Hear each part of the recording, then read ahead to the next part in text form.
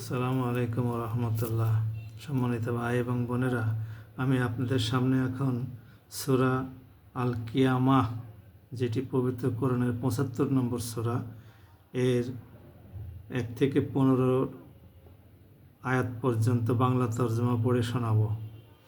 বিসমিল্লাহির রহমানির রহিম। আমি শপথ করছি কিয়ামত দিবসের, আমি শপথ করছি সে নফসের যে ত্রুটি বিচ্যুতির জন্য নিজেদের ধিক্কার দেয়। মানুষকে ধরে নিয়েছে যে সে মরে গেলে আমি তার অস্থি মজ্জাগুলো আর কখনো একত্রিত করতে পারবো না। হ্যাঁ, অবশ্যই আমি তা পারবো। আমি তো বরং তার আঙ্গুলের গিরাগুলোকে পুনর্বিন্যস্ত করে দিতে পারবো। এ সত্ত্বেও মানুষ তার সম্মুখের দিনগুলোতে শুধু পাপাচারেই লিপ্ত হতে চায়। সে জিজ্ঞেস করে, কিয়ামত কবে আসবে? তুমি বলো, যেদিন সবার দৃষ্টি বাধা ধাঁধাযুক্ত হয়ে যাবে, যেদিন চাঁদ নিষ্প্রভ হয়ে যাবে, চাঁদ ও সূরজ একাকার হয়ে যাবে, সেদিন মানুষগুলো সব বলে উঠবে, সত্যিই তো কিয়ামত এসে গেছে। কোথায় আজ পালানোর জায়গা আমাদের? ঘোষণা আসবে, না, আজ পালাবার কোনো জায়গা নেই কোনো আশ্রয়স্থলও। আজ আশ্রয়স্থল ঠাঁই আছে একটাই, এবং তা শুধু তোমার মালিকের কাছে। সেদিন প্রতিটি মানুষকে জানিয়ে দেওয়া হবে কি আমল নিয়ে সে আজ হাজির হয়েছে আর কি আমল সে পেছনে রেখে এসেছে। মানুষরা তো বরং নিজেদের কাজকর্মের ব্যাপারে নিজেরাই পর্যবেক্ষক, যদিও সে নিজের সপক্ষে সেদিন নানা অজুহাত পেশ করতে চাইবে।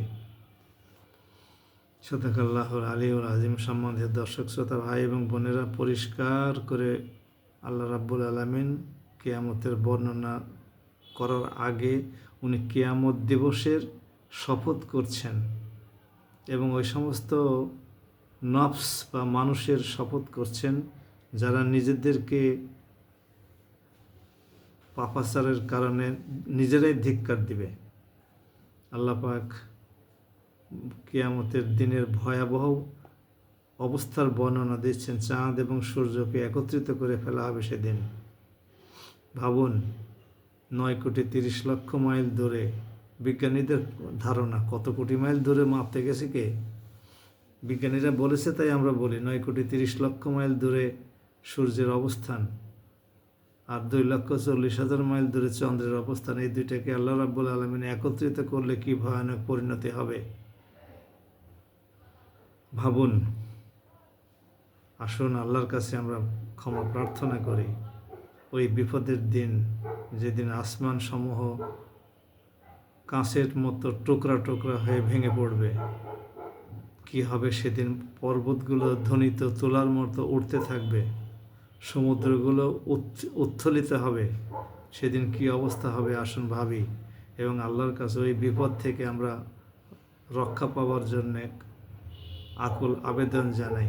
আমাদের হেফাজতের জন্য আল্লাহর কাছে কান্নাকাটি করি, আল্লাহকে সেজদা করি, এবং ওই বিপদে তিনি যেন যে কোনো উসিলায় আমাদেরকে হেফাজত করেন।